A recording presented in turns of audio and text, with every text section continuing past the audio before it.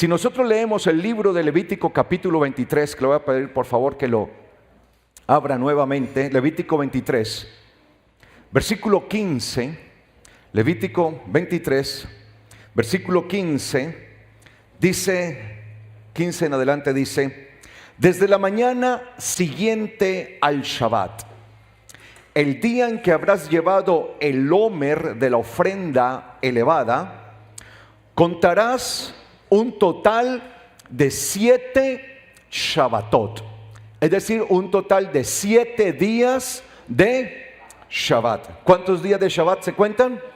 7. ¿Desde cuándo? Desde que hacemos la presentación del Homer. Recuerde lo que se denomina en la Biblia como el Homer Reshit. El Homer Reshit, que eso lo celebramos ¿en qué fiesta? En la fiesta de Pesaj, en la fiesta de Pascua. Y para nosotros como creyentes en Yeshua, el Homer Reshit tiene un significado muy especial. ¿Por qué? Porque en el Homer Reshit es que nosotros celebramos ¿qué?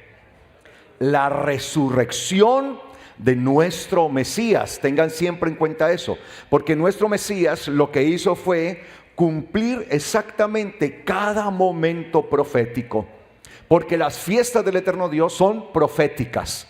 Yo sé que esto a veces puede ser un poco complejo y difícil para las personas que apenas están empezando, porque pueden llevar muchísimos años en el Evangelio, pueden llevar muchísimos años, pero cuando empiezan a entender esto, a veces es un poco complejo. Y a mí, la verdad, me daba miedo esto. Yo decía, ¿cómo la gente va a entender?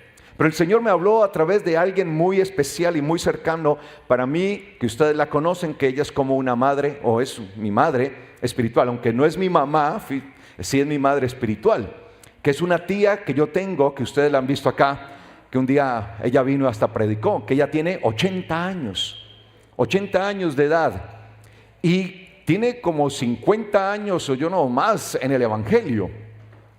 Y ella es para mí un referente de cómo, a pesar de su edad y de tener tantos años en el Evangelio, que ya podría tener de pronto eso en su mente ya como metido allí, ese chip, metido esa información, y que le fuera difícil cambiar. Y yo la veo a ella, y es una mujer que ella dice las cosas y las habla conforme a lo que ahora estamos celebrando, y no tiene problema. Entonces yo decía, bueno, si una mujer ya de avanzada edad, 80 años, con tantos años de edad, con tantos años en el Evangelio, y ella lo puede entender, entonces todos lo pueden entender.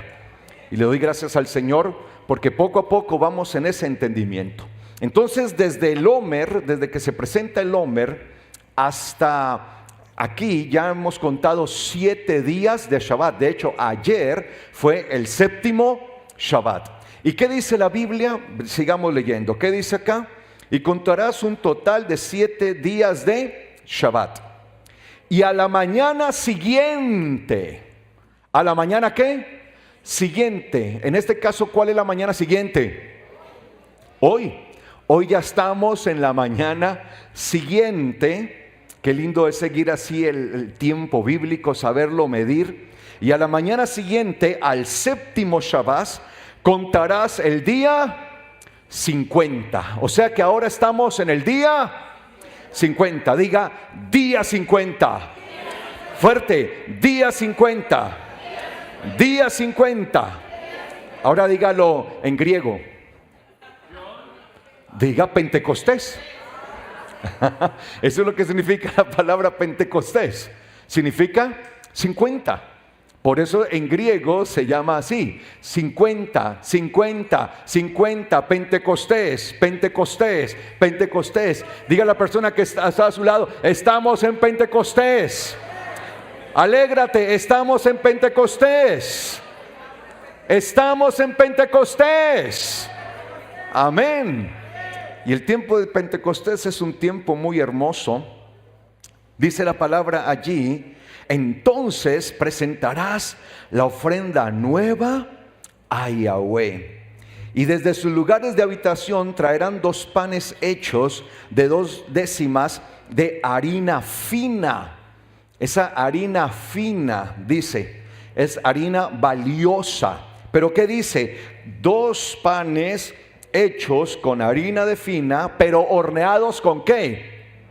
Con levadura, como una ofrenda elevada a Yahweh de las primicias. Como una ofrenda elevada a Yahweh en el tiempo de las primicias, en las primicias. Entonces, ¿cuántos panes dicen?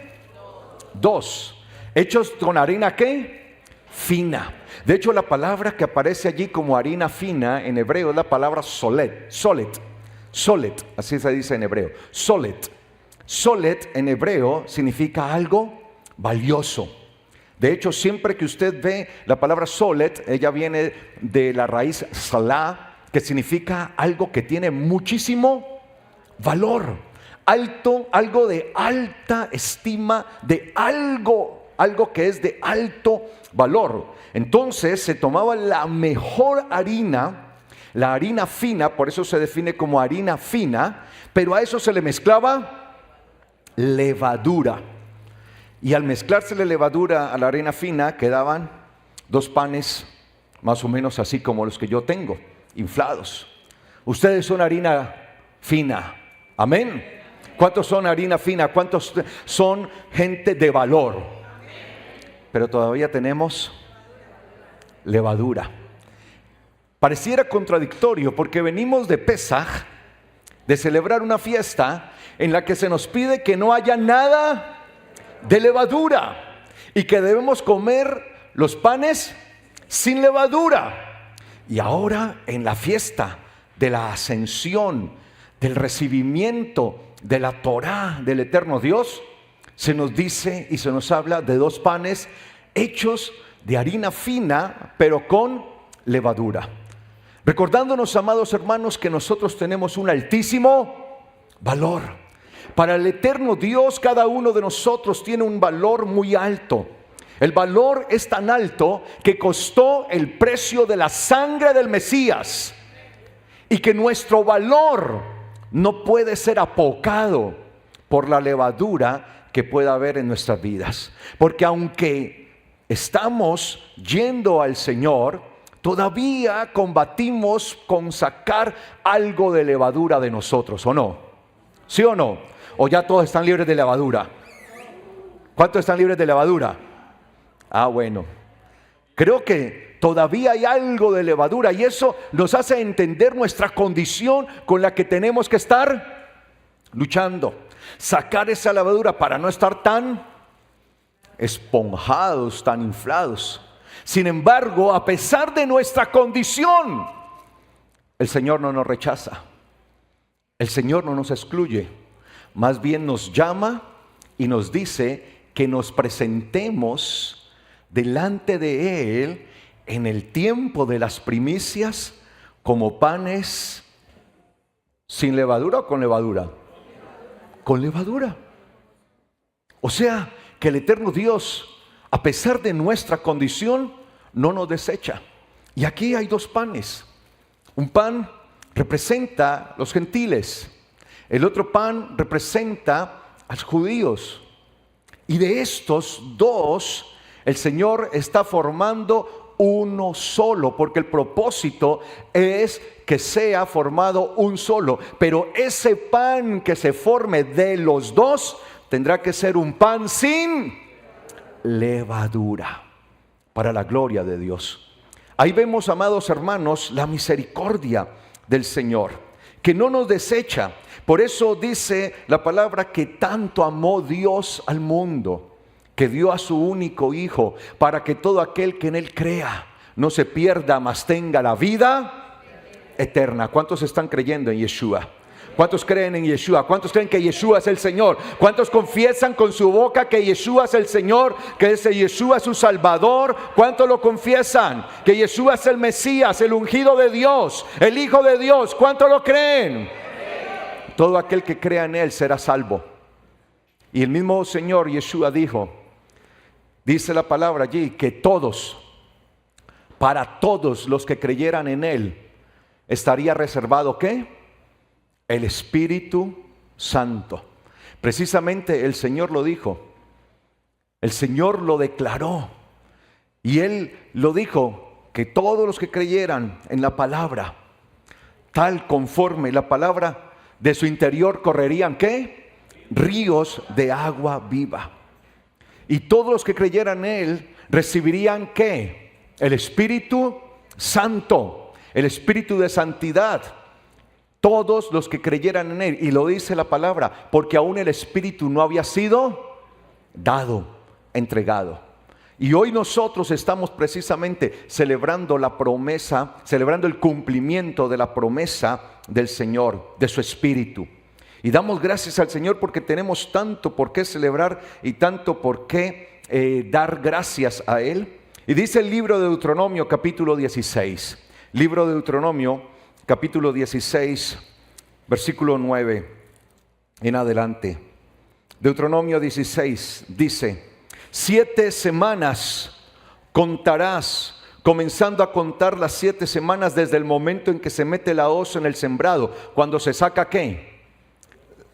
La primera cosecha, que es la gavilla, lo que se llama el Omer Reshit. Y recuerde que eso se hacía en el primer día de la semana, terminado el Shabbat, porque en Shabbat no se podía meter la hoz para empezar a recoger los productos de la tierra.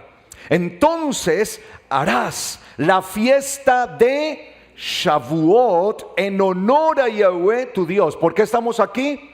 Porque esta es una santa convocación que estamos haciendo en honor ¿a quién?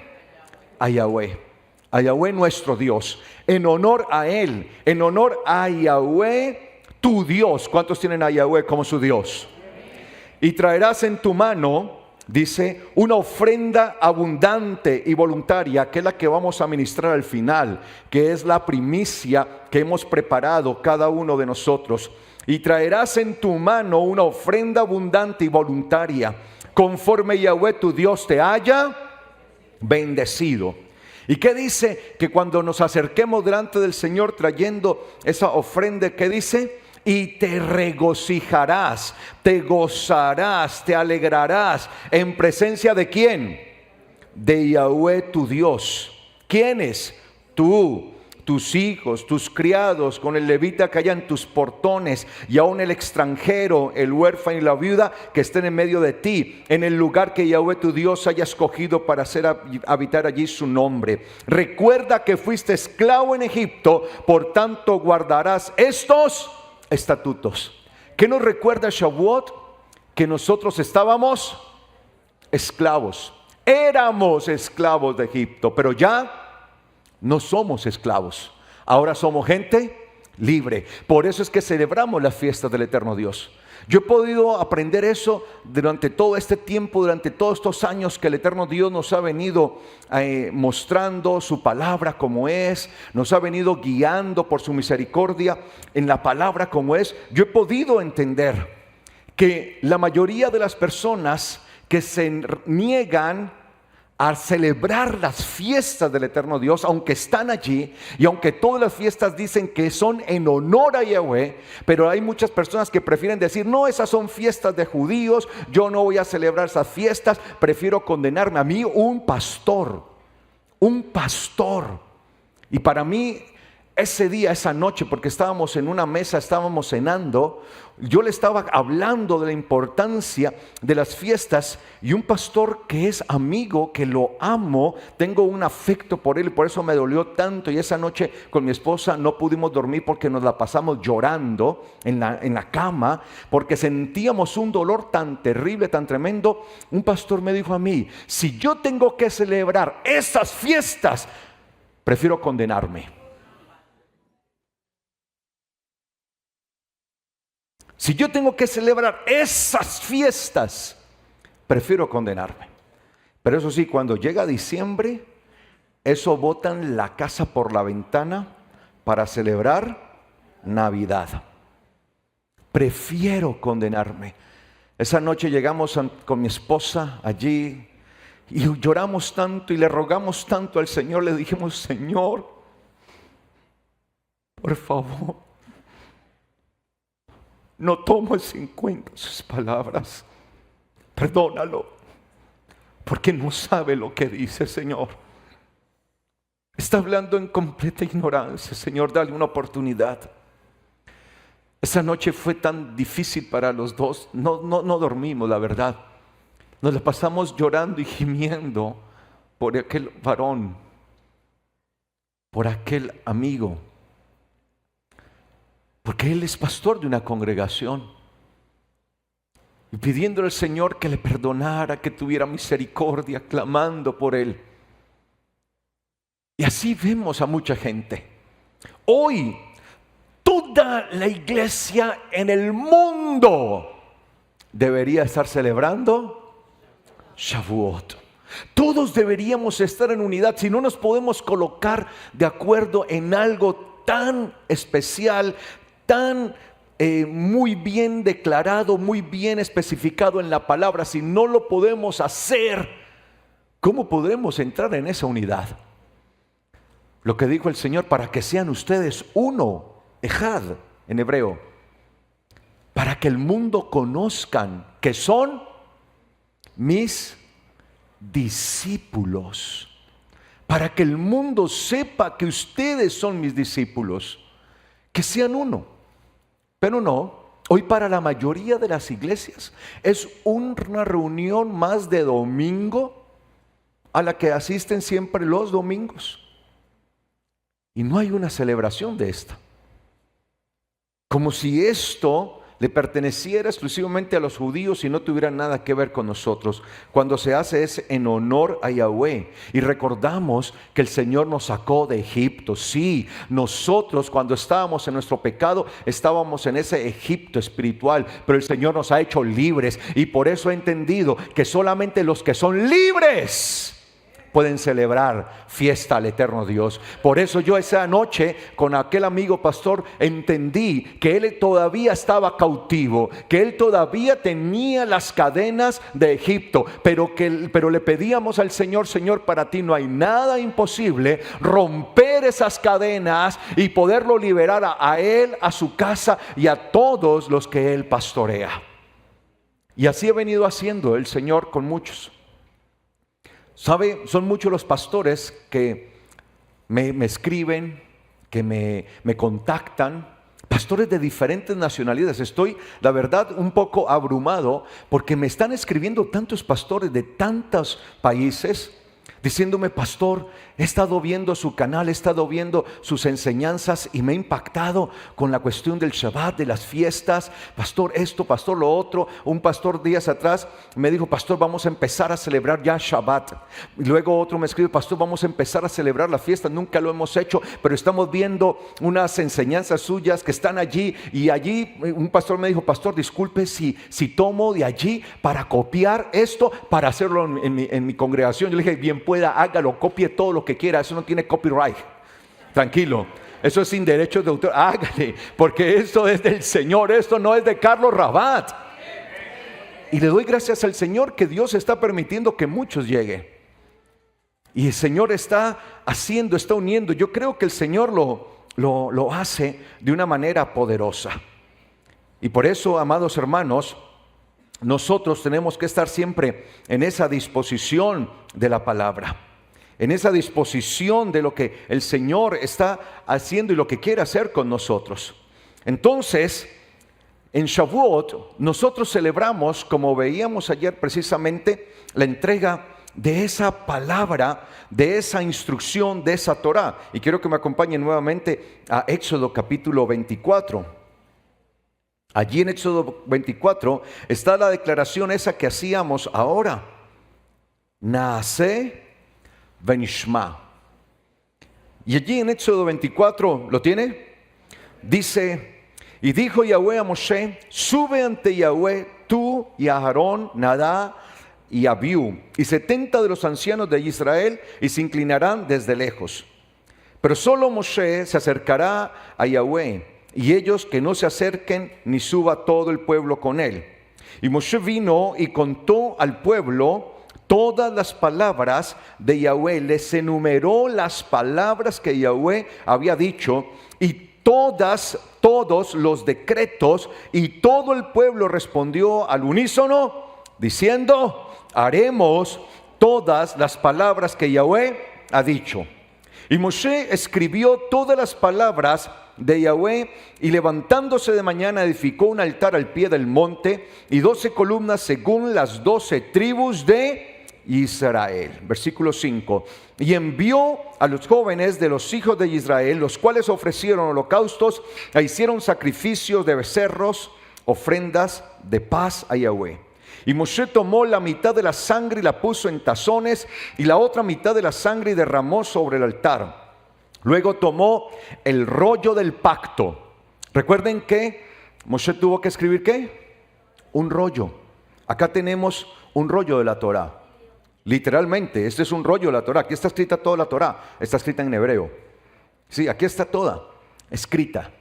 Aquí está en este rollo. Tenemos acá el rollo del pacto. Y dice la palabra allí: Moshe tomó la mitad de la sangre y la puso en tazón, la otra mitad de la sangre y la derramó sobre el altar. Luego tomó el rollo del pacto y lo proclamó a oídos del pueblo. Cuando el pueblo escuchó todo lo que estaba allí, entonces ellos dijeron, haremos y obedeceremos todo lo que Yahweh ha dicho. Haremos y obedeceremos. Ahí aparece la palabra Naaseh benishma.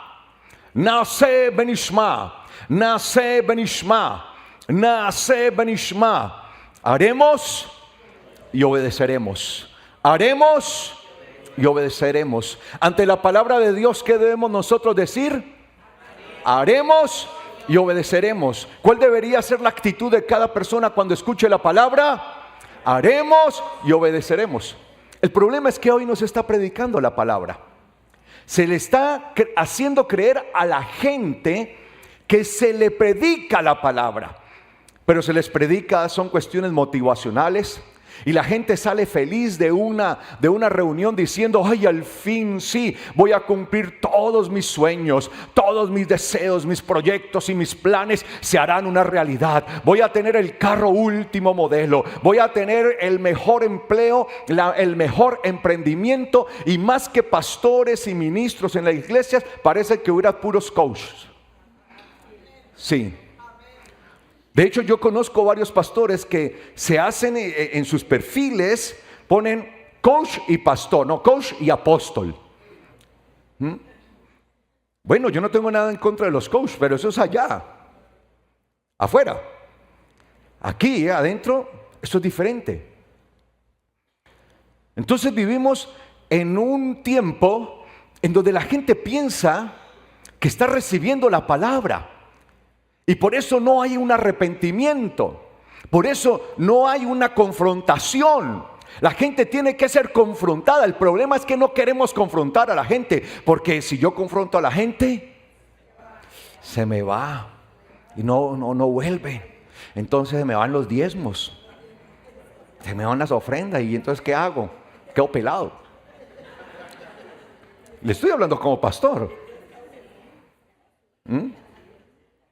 Sí. Claro, y entonces ¿cómo vamos a seguir haciendo? ¿Cómo vamos a avanzar? ¿Cómo vamos a seguir haciendo las cosas? Porque cuando uno confronta, a la gente no le gusta que la confronten. A la gente no le gusta la confrontación.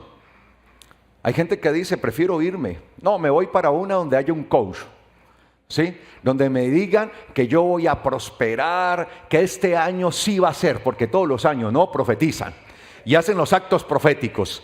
Un acto profético: este será el año del cumplimiento. Un día escuché a uno de estos diciendo: este es el año del cumplimiento, y todo lo que no has tenido en tu vida, este año lo vas a tener. Uy, no, hermano, a mí me dicen eso, yo me quiero ir para esa iglesia. Por poco me voy para allá. Yo digo: Señor, sí, de verdad, yo no voy a empezar a congregarme allá. En este año poder tener uno todo lo que uno ha deseado durante toda su vida.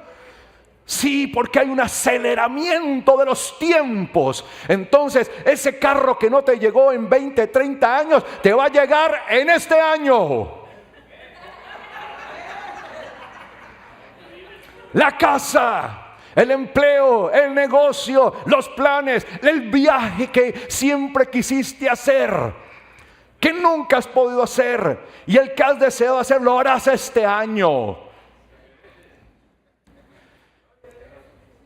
Y más de uno, ahí sí ustedes dicen amén. Nunca dicen amén. Y a eso sí le dicen amén. No, Dios mío. Yo le dije, Señor, ¿por qué me pusiste a bailar con la más fea? No, la más fea no son ustedes, ¿no? O sea, la más fea es que me toca a mí hacer el trabajo feo, el trabajo sucio, el que no quieren hacer muchos. Pero gloria a Dios, el Señor está levantando a muchos hombres y a muchas mujeres que lo están haciendo. Yo no voy a decir que soy yo, no. La verdad es que sí veo, sí hay una aceleración de los tiempos. ¿En qué sentido? En que el Señor está levantando hombres y mujeres comprometidos con la Torá, y son muchos más los que están hoy predicando la Torá. Ya no están predicando cosas vanas, ahora están confrontando a la gente, y mucha gente está siendo confrontada, y el Señor está levantando en todo el mundo, amados hermanos. Es algo tremendo, aún en lugares y en países donde uno no se imaginaba. Allá el Señor está levantando hombres y mujeres de Torá, llenos del Espíritu de Dios. Entonces, cuando ellos oyen las palabras del rollo del pacto de la Torá, todos al unísono dijeron: haremos y obedeceremos. Esa tiene que ser la respuesta natural. Pero esa respuesta no puede ser simplemente el impulso de un momento, porque es que los seres humanos somos muy emocionales. Entonces, ante algo, como que a veces nos emocionamos, y por eso la Biblia dice: no hagas promesas en momentos de mucha alegría, porque cuando usted está alegre, contento, eso usted puede prometer y de todo, amados hermanos, pero a la hora de la verdad no puede. Y esto es algo muy serio. Y pensaríamos que el pueblo lo hizo allí de manera seria y con compromiso. Sin embargo, si nosotros seguimos leyendo la historia, nos damos cuenta que no fue así. Porque a los pocos días, después de haber recibido, porque aquí cuando ellos dicen haremos y obedeceremos, ese día era Shavuot. Ese día era el día 50. El día 50, ahí estaban y están recibiendo, y es un compromiso. Y ¿sabe lo más tremendo? Que estas eran las palabras que se decían en una relación, el hombre y la mujer: haré y obedeceré. No se vayan a molestar las mujeres, pero cuando se hacía la ketubá era el compromiso escrito. Y se leía la ketubá significa lo escrito, eso es lo que significa ketubá, lo escrito, porque las cosas tienen que quedar escritas, como dijo el Poncio Pilato, ¿no? Lo escrito, escrito está. Lo escrito queda allí. Entonces se hacía la ketubá y se leía la ketubá, y la mujer allí ante el compromiso decía: haré y obedeceré. Esa la tenemos que poner en práctica aquí. Yo creo que sí. ¿Cuántos dicen amén? ¿Cuántos hombres dicen amén? Sí. ¿Ah? Pero es que a nosotros nos toca más difícil, porque a la mujer le toca decir amén y obedecer los compromisos, pero a nosotros nos toca hacer como el rol de Dios: darles todo. Darles todo, tenerla sobre todo. Yo creo que es más fácil decir haré y obedeceré. Mi esposa me dice siempre: haré y obedeceré, pero usted encargue de darme todo. Entonces, pues, a nosotros nos toca más difícil, ¿no? Claro, porque el Señor les daba, les entregaba en el desierto: te sostuve, te cuidé, peleé por ti, tu ropa nunca se envejeció, te entregué el maná. Bueno, todo eso, milagros, portentos. El Señor hacía todo para Israel. Israel solamente era estar allí mirando cómo el Señor le hacía todo. Por eso no es más difícil para nosotros, ¿sí? Entonces, lo que nosotros estamos viendo acá es en realidad un momento de compromiso nupcial. Así que Shavuot también se puede relacionar al momento del compromiso como un hombre y una mujer entre Dios y nosotros, su pueblo, y su pueblo y Dios. Y nosotros obviamente como en el puesto de la mujer. Por eso al pueblo, a nosotros siempre se nos ve como la ¿qué? La esposa, la novia comprometida, la esposa. Y esa esposa allí, ante el compromiso nupcial, responde: haré y obedeceré. Yo haré y obedeceré. Y a mí me gusta más que haremos y obedeceremos, me gusta pasarlo más a la primera persona. Haré y obedeceré. Diga a la persona a que está a su lado: no me mire, porque ahora me voy a hablar a mí mismo. Diga ahora para usted mismo: haré y obedeceré. ¿Cómo? Haré y obedeceré. Porque esto tiene que ser un compromiso de cada uno de nosotros, todos, pero en donde cada uno pone su responsabilidad de hacer, de obedecer. El pueblo rápidamente se desvió y todos sabemos la historia. Terminaron en pocos días haciendo un becerro de oro, después de que le habían sido leídas las palabras del pacto. Habían escuchado y fueron y hicieron un becerro de oro. Entonces, amados hermanos, el propósito en Shavuot es adquirir un compromiso real en nuestras vidas delante del Señor. Así que en la palabra nosotros encontramos que cuando el pueblo hace el becerro de oro y ellos empiezan a desenfrenarse, porque no estaba Moshe, porque Moshe, después de hacer esto, ¿qué dice la Biblia? Que Moshe subió ¿a dónde? Al monte. ¿Y cuánto tiempo estuvo allá? 40 días. Porque el Señor le iba a entregar las tablas escritas en piedra para que quedaran como testimonios dentro del arca. Porque recuerde que cuando se haga el arca, las tablas de piedra van a ser depositadas ¿dónde? Dentro del arca. ¿Qué había dentro del arca? Solo las tablas de piedra. Ojo, no se vayan a confundir. Hay gente que confunde con el pasaje de Hebreos y piensan que el pasaje de Hebreos dice que dentro del arca estaba la vara de Aarón, el maná y las tablas. No. De hecho, la Biblia nos dice que solamente dentro del arca estaban las tablas de piedra y que al lado, enfrente, al lado del arca se encontraba la vara de Aarón, el maná, y también había un rollo de la Torá y había también un censario cuando entraban al lugar santísimo los sumos sacerdotes una vez al año. Eso es lo que había.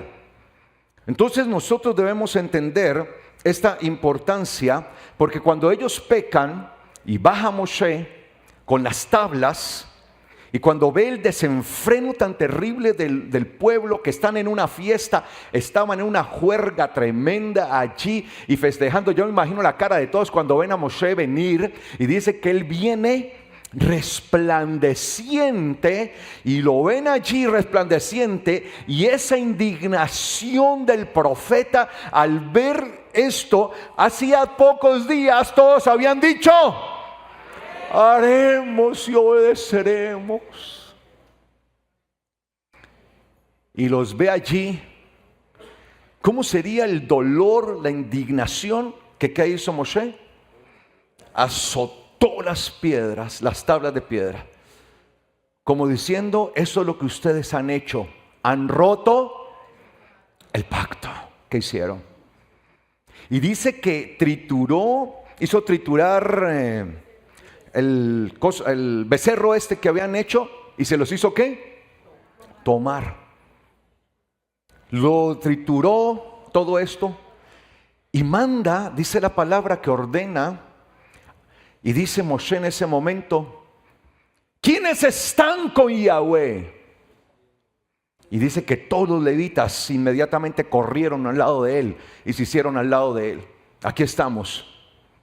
Y da una orden que es difícil de asimilar para nosotros en este tiempo, pero que hace parte de la justicia de Dios. Y les dijo a los levitas: saquen sus espadas y mátenlos, a todos los que no están a favor de Yahweh. Y sacaron sus espadas y hubo una mortandad de ¿cuántas personas dice? Como 3,000 personas murieron. Pero ¿qué vamos a ver luego, siglos después? En otro Shavuot, en otro Pentecostés, en aquel que se había prometido que se daría dado el Espíritu, aquel que el Señor había preparado y les había dicho a sus discípulos: esperen aquí, no se vayan, porque en muy poco tiempo, en pocos días, ustedes van a ser investidos de poder de lo alto y recibirán la promesa de la cual yo les he estado hablando. La promesa que fue dada a través de los profetas y de la cual yo les he estado hablando. En pocos días ustedes van a ser los que reciban la promesa que ha estado hecha desde tantos siglos. Porque los profetas venían anunciándolo, que el Señor daría su espíritu, como lo dice el profeta Ezequiel. Así dice el Señor: he aquí yo daré y pondré en ustedes un espíritu nuevo. Y pondré mi espíritu en ustedes y haré que caminen en mis leyes, en mis mandamientos. Y escribiré y los escribiré en sus corazones. Y cambiaré el corazón de piedra de ustedes por un corazón de carne. Y el Señor les dice a sus discípulos: espérense. Y precisamente cuando llega aquel día, el día de Shavuot, ellos estaban ahí listos ¿para qué? Para celebrarlo. Y por eso dice que en la mañana. ¿Qué hora era cuando empezaron la celebración? Sí, era la mañana, pero la Biblia dice la hora. La hora tercera. Y la hora tercera es equivalente a nuestro horario 9 de la mañana. 9, recuerde, la hora tercera en la Biblia, cuando se habla de la hora tercera es las 9 de la mañana. ¿Ok? Tengan en cuenta eso, no son las 3 de la tarde de nuestro horario, no. Porque medían el tiempo diferente. Porque ellos empezaban a contar las horas a partir de las 6 de la mañana. Entonces la hora tercera era las 9, la hora sexta era el mediodía, la hora novena, las 3 de la tarde. Ya la noche la era en 4 vigilias. Eso es lo que hacían, las dividían en 4 vigilias. Primera vigilia, segunda vigilia, tercera vigilia, cuarta vigilia. Pero así era que se movían. Eran las 9 de la mañana.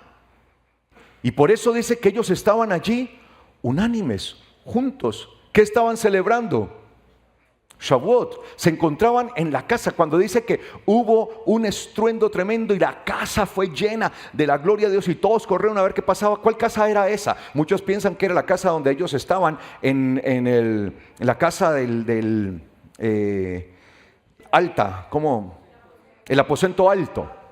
No, como era Shavuot, ellos estaban en la casa. ¿Cuál casa? El templo.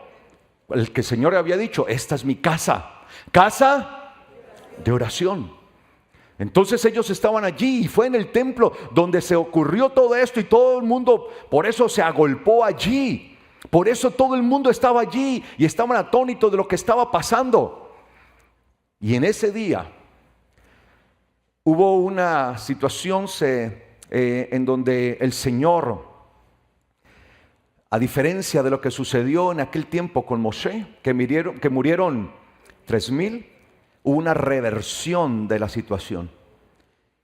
Y 3,000 se convirtieron y fueron salvos. Mire cómo se da la situación. Allá morirían 3,000 que no quisieron estar a favor de Yahweh cuando Moshe preguntó: ¿quiénes están a favor de Yahweh? Días atrás habían dicho: haremos, obedeceremos. Y como 3,000 murieron porque no quisieron estar a favor de Yahweh. Pero aquí, en vez de morir, iban a tener vida. Y por eso fue muy similar a lo que sucedió en tiempo del profeta Moshe, cuando ellos empezaron a escuchar toda la palabra. Allí en el monte Sinai, dice que el monte Sinai temblaba, se escuchaban las ráfagas, se escuchaba el sonido tremendo, y el monte, ¿qué? Temblaba, y había fuego por todos lados, y ellos tenían miedo y estaban atónitos todos allí. ¿Qué está pasando? ¿Qué es esto? Allá en el monte Sinai. Y la misma situación vuelve a suceder aquel día, con la entrega de la promesa del Espíritu. Y por eso, cuando nosotros leemos en Hechos capítulo 2, dice allí en Hechos capítulo 2, ¿lo tienen? Libro de Hechos capítulo 2. Cuando llegó el día de la fiesta de Shavuot, es decir, ¿la fiesta de qué? Pentecostés. En su Biblia lo más probable es que dice Pentecostés, porque en griego literalmente dice Pentecostés. Pero sabemos que es la fiesta de qué? De Shavuot también, ¿no? Cuando llegó el día de la fiesta de Shavuot, estaban todos juntos en unidad. Entonces, la fiesta de Shavuot es un llamado ¿a qué? A la unidad. Y sabe, hermanos, no hay mejor unidad que cuando hablamos el mismo idioma. Y nuestro idioma es la Torá. Y la mejor manera de hablar este idioma, no estoy hablando del hebreo, estoy hablando de la Torá, es dejar a un lado todas nuestras tradiciones, pensamientos, dogmas, creencias personales y hacer lo que dice la Torá. Pareciera un ejercicio fácil y sencillo, como decir, haremos y obedeceremos. Pero en la práctica sí que es complejo. Porque la Torá es, de verdad, cuando estudiamos la Torá es tan sencilla. No se necesita ser un teólogo, tener una maestría, un doctorado en teología. Y yo no estoy diciendo que no estudien. Si usted quiere estudiar, pues estudie, capacítese. De hecho, yo siempre los animo y yo mismo estudio. Yo mismo me sigo capacitando hasta el día de hoy. Siempre me ha gustado estudiar y creo que una persona que se para acá debe tener las cualidades y las capacidades, la aptitud para pararse a predicar acá y haber dedicado también parte de su vida a prepararse. ¿Sí o no? Sí, para que no vaya a salir con cualquier cosa. Claro que hay muchos que dicen que están preparados y salen con cualquier cosa. ¿Por qué? Porque sus dogmas, sus doctrinas son sencillamente las de hombres. O sea, se preparan, se hacen maestrías y doctorados, pero en doctrinas humanas, en dogmas humanos, tradiciones de hombres. Nosotros debemos estar en unidad, y la mejor unidad es hacer lo que dice la Torá. Si la Torá lo dice, así lo hacemos. Obviamente la Torá hoy la entendemos desde la perspectiva de Yeshua, de lo que enseñó Yeshua y de lo que enseñaron ¿quiénes? Los apóstoles. Los apóstoles nos enseñaron cómo entender la Torá. Entonces nosotros tomamos la Torá y tomamos las enseñanzas de nuestro Mesías y de nuestros apóstoles, y allí es fácil sacar toda la doctrina y la enseñanza. Pero cuando están nuestros orgullos, nuestros egos, que el ego sí que es duro, amados hermanos, es el principal enemigo a vencer. El ego siempre es nuestro principal adversario. ¿Sí? El ego lo defino yo como si el ego fuera un acróstico, como la ONU. A eso se le llama también siglas. Gracias. ONU. ¿Qué significa ONU? Organización Naciones Unidas. Entonces, ¿qué será ego? El gran oponente. ¿Sí o no? Así yo veo el ego. El gran oponente. El ego, nosotros mismos somos nuestros propios oponentes. Y es el ego lo que no nos permite llegar a esa unidad, porque nos resistimos, nos oponemos a hacer conforme a lo que dice la Torá, porque siempre le queremos meter nuestros pensamientos, nuestras creencias, nuestras tradiciones. Mi opinión es que yo opino, y se nos mete el espíritu del chapulín. ¿Sí? ¿Usted no lo veía siempre? Yo opino, y siempre yo opino, y el Señor nos manda a nosotros a opinar. ¿A qué? A hacer y obedecer. Su opinión, resérvesela. Sí, puede ser muy bonita, muy linda, resérvese su opinión, que no tiene ninguna validez ante la palabra. Al igual yo también me tengo que reservar mi opinión. Por eso aquí no se trata de mis opiniones. Yo no puedo venir aquí a enseñarles de mis revelaciones, de mis sueños, de mis sentires. Es que estoy sintiendo de parte del Señor. No. Hacer y obedecer. Hacer y obedecer. Y alguno dirá, pastor, no, ¿esto no era dizque una fiesta? Pues sí, le estoy adelantando la gallina. Para los que no están afuera, me toca que explicar lo que yo digo acá por los que están afuera. Yo me imagino los de allá de México y de otros países, ¿cómo así que le está dando gallina? Sí, eso es un dicho para decir que los estoy regañando, ¿no? Cuando llegó el día de Shavuot, estaban todos juntos en unidad. Amados, el llamado de Shavuot es a la unidad. Que sean uno. Esa fue la petición de Yeshua a su Padre. Padre, te ruego que ellos sean uno, así como tú y yo somos uno. Que ellos estén en unidad, así como tú y yo estamos en unidad. Y la mejor unidad, como les digo, es hacer lo que dice la palabra. De poner nuestro ego, nuestro orgullo, y hacer lo que dice la palabra. Versículo 2. Y de repente fue hecho desde el cielo un estruendo, como de una ráfaga de viento impetuoso. Imagínese, yo no sé si usted ha sentido una ráfaga de viento impetuoso. Eso es hasta miedoso, ¿no? Se escucha el viento rugir, ¿no? En estos días, sí, nosotros nos fuimos a vivir a la parte rural de la ciudad y estamos rodeados de muchos árboles y allí en una montaña y todo esto, y hubo una tormenta y el viento rugía de una cosa impresionante. Yo decía, Señor, por favor, guárdanos. Sí, no, porque da cierta temor. Yo, Señor.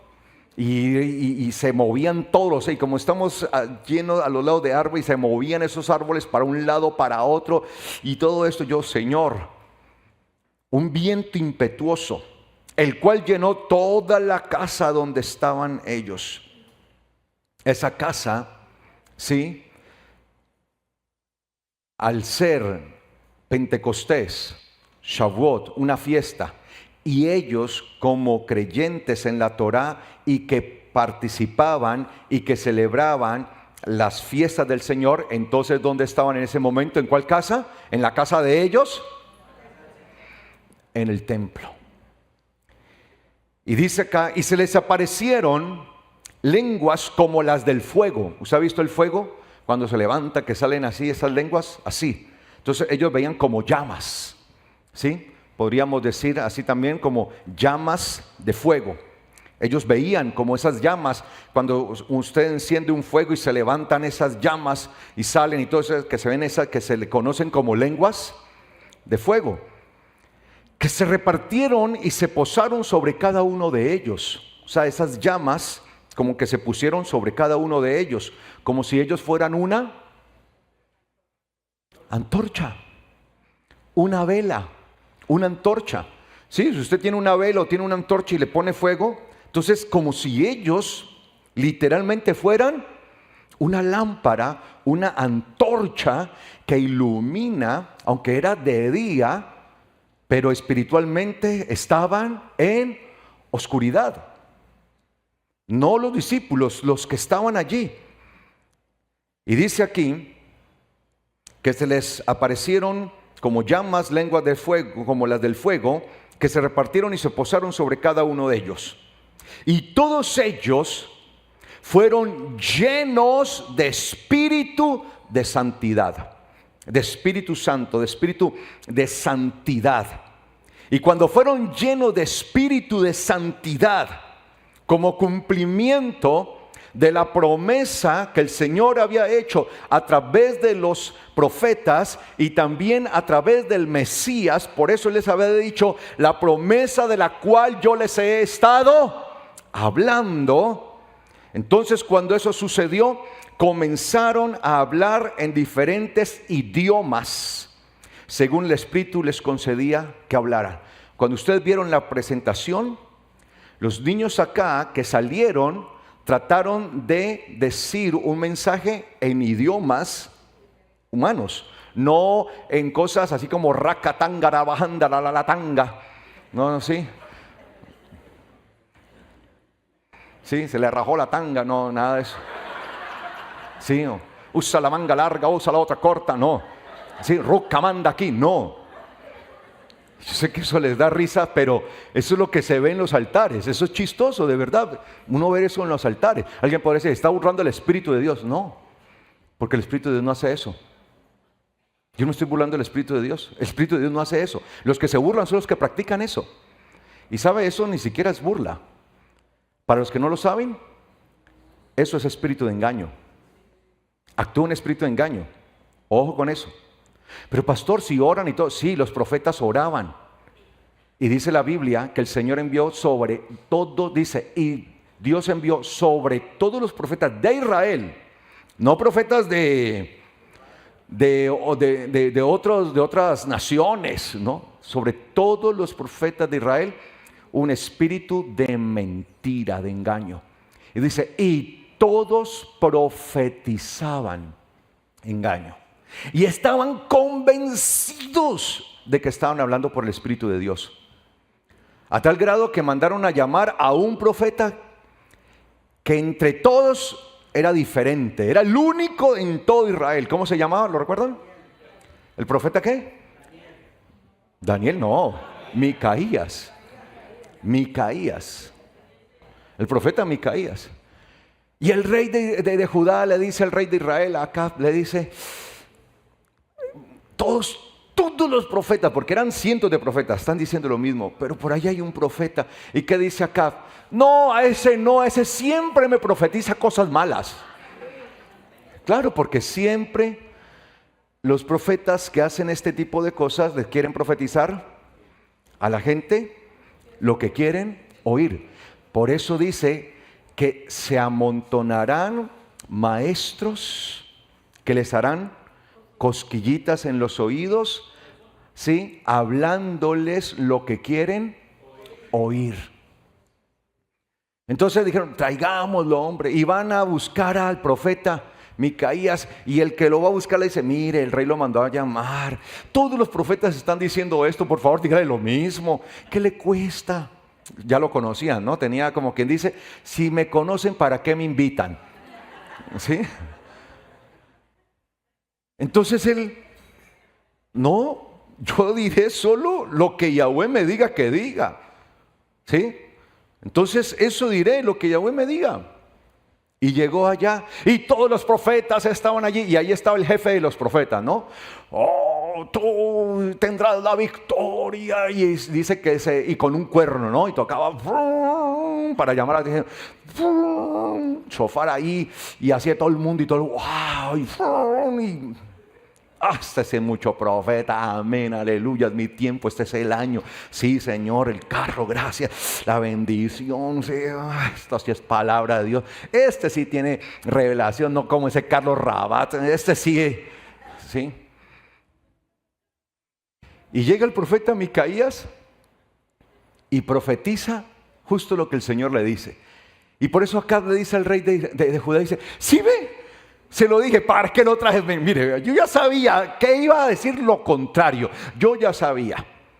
Y fue tal la ira del jefe de los profetas que cuando escuchó lo que Micaías dijo, el profeta Micaías, dice que se vino enfurecido, sacó la mano y le metió un puño en la mejilla. ¡Pah! Le golpeó. Y mire lo que le dice este profeta. ¿En qué momento se fue el Espíritu de Dios de mí para pasarse a ti? Yo soy el que tiene el Espíritu de Dios. Estaba convencido.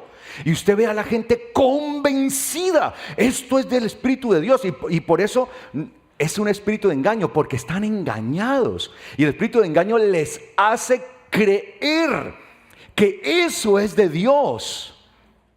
Les hace creer, es el espíritu de engaño actuando en ellos. Y el espíritu de engaño los pone a decir cosas sin sentido. Y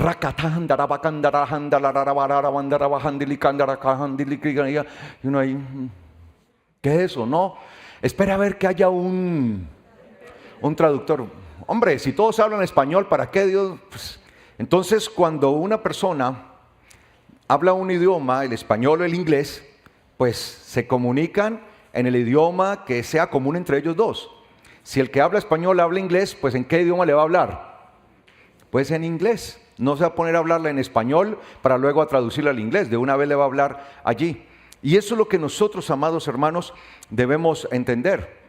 Porque lo que se ve por lo general entonces en los altares no es el mover del Espíritu de Dios. El enemigo les ha hecho creer que ese es el Espíritu de Dios, pero es un espíritu de engaño. Y claro, como están engañados, no pueden entender que están engañados. Están en su engaño y están convencidos que sí, que eso es el Espíritu de Dios y que el Espíritu de Dios actúa así. Sin embargo, lo que la Biblia nos está diciendo acá es que el Espíritu de Dios, cuando recibieron el Espíritu de Dios, les concedía hablar en diferentes idiomas. Iba a suceder algo sin precedentes, como una traducción simultánea del mensaje de salvación y de arrepentimiento. Ese sería el primer mensaje que se tradujo simultáneamente en muchísimos idiomas. Y es que eso es lo que hace el Señor cuando se manifiesta. Cosas sobrenaturales suceden. Yo creo en lo sobrenatural, yo creo en los prodigios. Hay gente que a mí me acusa, me dice, no, es que ese pastor no cree en los milagros. Yo sí creo, pero en los milagros reales, no en los falsos, que se inventan todo esto. Yo creo que el Señor nos puede capacitar a nosotros y poner el don de idiomas en nosotros, que sin saber un idioma uno lo puede terminar hablando con el propósito específico de darle un mensaje a alguien en ese idioma. Yo creo que eso puede suceder. Y así como sucedió en aquel tiempo, hasta el día de hoy puede seguir sucediendo. Y de repente el Señor lo pone a hablar a usted en mandarín, en chino. Y usted, sin saber, ni idea de chino, y lo pone a hablar en chino para que le dé un mensaje al chino. ¿Sí? ¿Sí? Y de repente el Señor hace cosas gloriosas, sobrenaturales. Y tenía que ser así, porque es que iba a suceder algo sin precedentes. Era en ese momento el cumplimiento de la promesa de aquel Espíritu que había sido prometido desde la antigüedad a través de los profetas, iba a ser entregado. Entonces eso no podía ser así como cualquier cosa. Tenía que ser algo sobrenatural, espectacular, milagroso. Así debía ser. Entonces empezaron allí ellos a hablar en diferentes idiomas de acuerdo a cómo el Espíritu le permitía a cada uno hablar en un diferente idioma. Versículo 5, me fascina este versículo. Dice el 5, para entonces, o sea, para ese momento, ¿el día de qué? De Pentecostés, de Shavuot, había en Jerusalén judíos residentes. Algunas Biblias dicen moraban, ¿cómo dice? ¿Moraban judíos? Habitaban, sí. Si usted lo busca en un diccionario, se da cuenta que la palabra que aparece ahí, cuando le digo que lo uso en un diccionario es porque como usted no sabe el idioma, pues por lo menos contraste con un diccionario lo que yo le digo. La palabra que aparece allí en griego, porque eso es en griego, no hebreo, griego, literalmente es la palabra que se usa para describir a una persona que vive ya en un lugar, es residente de un lugar, no que está de paso, sino que ese es su lugar permanente de vivienda, de habitación. Entonces, había judíos que estaban allí, ¿qué? Permanentes, que residían. Entonces dice, para entonces había en Jerusalén judíos residentes que estaban allí. Y así lo tengo yo en mi versión. Para entonces había en Jerusalén judíos residentes, punto y coma. También varones temerosos de entre todos los gentiles bajo el cielo. También aparte de aquellos judíos residentes, había ¿qué? Varones ¿qué? Temerosos. ¿A quiénes se les conocía como los temerosos? Por lo general, a los que se habían convertido al Dios de Israel. Y por eso venían hasta Jerusalén a celebrar las fiestas. Porque ellos vivían ¿en dónde? En otras naciones, de lugares lejanos. Y desde lugares lejanos venían hasta Jerusalén para celebrar ¿qué? Fiesta al Dios de Israel. Entonces había judíos, pero también había ¿qué? Varones temerosos que venían ¿de dónde? De entre todos los gentiles. Su Biblia dice naciones, ¿cierto? Es correcto, pero la palabra ethnos significa gentiles, que es la palabra griega que aparece ahí, que también significa nación, como la palabra hebrea goy, que significa nación y significa gentil. Esa es la palabra griega ethnos. De ahí viene la palabra que hemos adaptado a nuestro español, la palabra de ethnos. ¿Qué palabra viene? ¿Qué palabra se le ocurre? Etnia. Etnia, ¿sí? De allí la hemos adoptado, etnia. Entonces había de todas las etnias, es lo que dice allí, de todas las etnias, si lo quiere tener de esa manera. Entonces dice ahí, varones temerosos de entre todos los gentiles bajo el cielo. Entonces habían venido desde diferentes países, naciones, lugares, etnias, habían venido hasta Jerusalén a celebrar ¿qué? La fiesta de Shavuot. Y hecho este estruendo, se juntó la multitud y estaban confundidos porque cada uno de ellos, ¿de quiénes? De los que venían de entre los gentiles que estaban allí, cada uno de ellos les oía hablar en su propio dialecto. Y busque la palabra griega que aparece allí, a ver si no dice literalmente dialecto, porque es que dialecto es una palabra griega. O sea, ¿cómo se dice dialecto en griego? Dialecto. Esa es, y aparece literalmente dialecto. Y el dialecto se define como el idioma que una persona practica desde su nacimiento, ¿sí? El idioma o lengua materna que llamamos nosotros, ¿sí? La lengua vernácula, el idioma materno, el que aprende la persona desde que nace. Entonces, dice allí, cada uno de ellos, mire que cada uno de ellos les oía hablar en su propio dialecto. Entonces, había unos hablando en una cosa, en otra, ahorita vamos a ver, y por eso estaban, dice versículo 7, y estaban todos asombrados y maravillados, diciendo, miren, observen, ¿acaso no son de Galilea todos estos que hablan? ¿Y por qué hacen esa afirmación? Porque es una afirmación bastante excluyente. Si eso dijera hoy en día, saldrían a marchar y a poner, sí, nos están excluyendo. ¿Por qué? Porque Galilea era considerada una región donde vivía gente de baja capacidad intelectual, preparación, el vulgo. Entonces, como allá vive el vulgo, ¿cómo es posible que en el vulgo haya gente que sepa hablar diferentes idiomas? Si hoy por hoy la mayoría de nosotros no hablamos sino un idioma, y eso que el idioma que hablamos lo hablamos chueco, El que hablamos no lo sabemos hablar. ¿Sí? Si no, no, ¿verdad? Si no, bebecito. Sí, por eso se dice, sí. En la guagua es el olor de tu perfume. Entonces uno, ¿qué? ¿Qué está diciendo? Se está quejando, ¿tendrá un cólico o qué? ¿Sí? Entonces, si no saben hablar, o sea, tenemos el idioma y ni siquiera lo sabemos hablar. Entonces, para aquel entonces, pues más aún, la mayoría de la gente en aquel tiempo eran indoctos, no tenían mucha preparación. De hecho, si nos vamos nada más a nuestros abuelos, la mayoría de nuestros abuelos cursaron de pronto hasta primaria. Mi abuela, por ejemplo, me decía, no, yo solamente estudié hasta el quinto de primaria. ¿Sí? Hasta el quinto de burro, dicen por ahí. Sí. Claro que el quinto de primaria que mi abuela estudió era como el 11 de que uno estudiaba, porque eso en quinto de primaria mi abuela había tenido que leer una cantidad de obras literarias, sabía de ortografía, de todo, pues, o sea, eso, sí. Pero pues, digamos, no avanzaban mucho.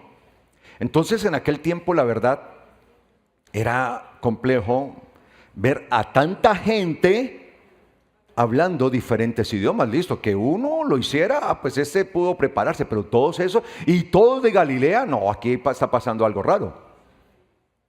Aquí te está pasando algo extraño. ¿Cómo pues les oímos nosotros hablar? Escuche bien el versículo 8 o léalo bien. ¿Cómo pues les oímos hablar cada uno en nuestro propio dialecto en el que hemos nacido?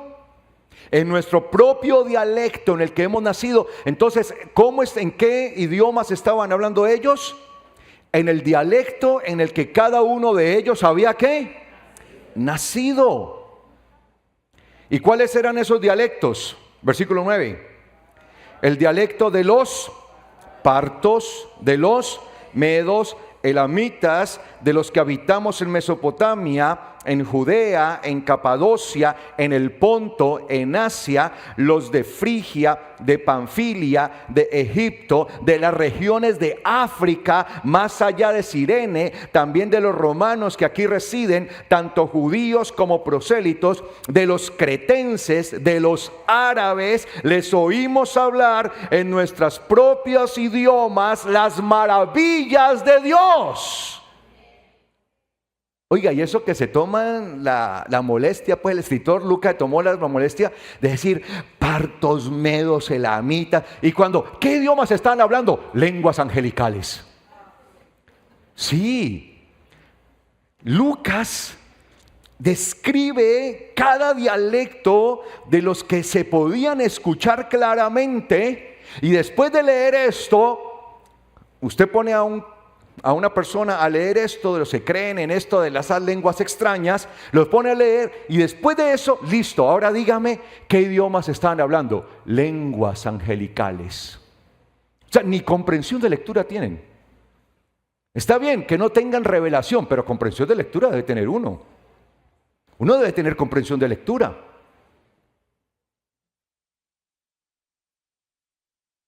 Imagínense un mensaje en árabe. Entonces todos los que estaban allí, de los que venían de entre los gentiles, que habían venido, que creían en el Dios de Israel y que habían venido a celebrar Shavuot, y que su lengua natal era el árabe, escucharon las maravillas del mensaje de Dios en árabe. Los que venían de Roma, escucharon las maravillas de Dios en romano. Así, los que venían de Egipto escucharon las maravillas de Dios en egipcio y en las lenguas de cada uno de ellos. Los de África, allí les escucharon hablar en las lenguas africanas, en lengua africana. Ese es el poder de Dios. O sea, yo digo, wow, ¿cómo era eso? Y dice, les oímos hablar en nuestras lenguas en las que cada uno de nosotros nacimos, en nuestro propio idioma, oímos hablar las maravillas de Dios. O sea, era un mensaje poderoso, contundente, que llamó a ellos la atención. Y por eso dice, versículo 12, que ¿cómo estaban ellos? Asombrados y perplejos, diciéndose unos a otros, ¿qué significa esto?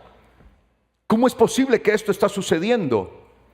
Mas otros, no faltan los que se burlan, siempre habrá, burlándose decían, estos deben estar ebrios. Viendo la contundencia, porque ellos también estaban ¿qué? Escuchando, y simplemente decían, están ebrios. ¿Sí? Estos están ebrios. Le faltó decir, estos son hebreos. ¿Sí?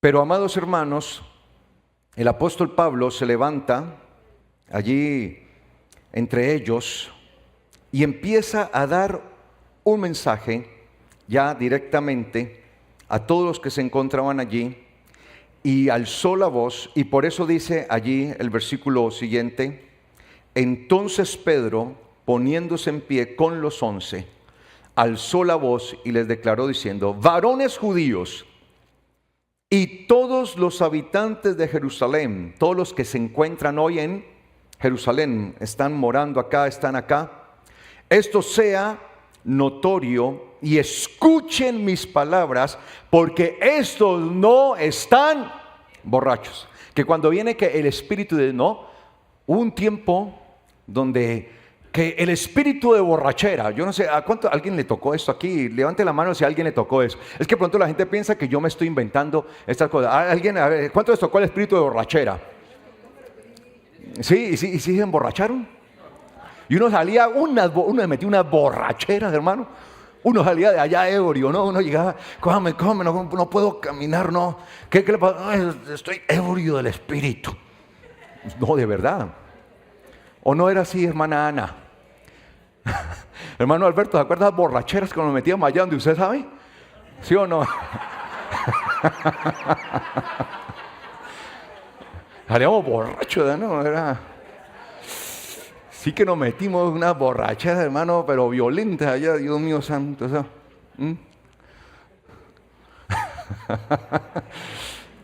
Él sabe por qué lo digo, ¿no? Y es que espíritu de borrachera, espíritu de... Y vamos a salir borrachos. No, y literalmente, de verdad. O sea, yo sé que para los que no vivieron de pronto esto... Eso les causa impresión, y era así, y todo el mundo en la iglesia, y todo el mundo así, se caía y todo, y hasta se vomitaban, ¿no? Porque tenían que representar bien a un borracho, ¿no? Sí, se vomitaban, de verdad. ¿A Diana le tocó? También, ¿cierto? Allá en el mismo, allá donde nos emborrachamos, usted también emborrachaba. Vea acá, varios esborrachos hay aquí. Y eso, amados hermanos, le quita peso al evangelio, le resta el peso a la verdad. Y la gente se convence que eso es real, que eso es cierto. Y es triste, amados hermanos, cuando que lo que estaba sucediendo aquí era algo tan poderoso. Había una sobriedad, por eso Pedro, a la acusación, ¿están borrachos?, dijo, no.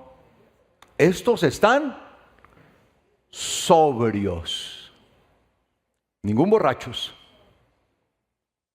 Que ustedes quieran blasfemar y quieran denigrar de lo que está sucediendo aquí es otra cosa. Pero ellos no están borrachos, están totalmente sobrios. Y miren lo que dice allí. Porque estos no están borrachos como ustedes piensan, pues es la hora tercera del día, es decir, las 9 de la mañana, tal como el mandamiento, a la mañana siguiente del séptimo Shabbat. El Señor cumple todo así, ¿no? Todo, a la mañana siguiente del séptimo Shabbat.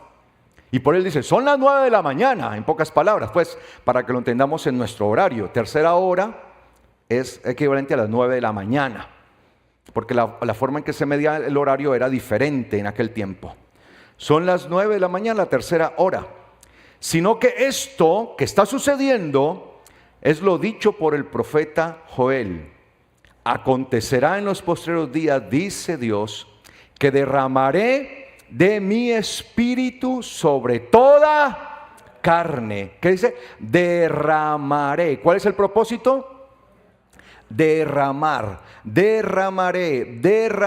de mi espíritu, derramaré de mi espíritu. ¿Qué es lo que se cumplió allí? El derramamiento ¿de qué? Del espíritu. ¿Y para qué el espíritu es derramado? Proverbios 1:23 estaba ya también descrito allí. En Proverbios 1:23 dice, Proverbios 1:23, vuélvanse a mi corrección, dice el Señor, y he aquí, yo derramaré sobre ustedes mi espíritu y entenderán mis palabras. Es que lo está escrito. El derramamiento del espíritu es para volvernos al Señor y que seamos entendidos en su palabra.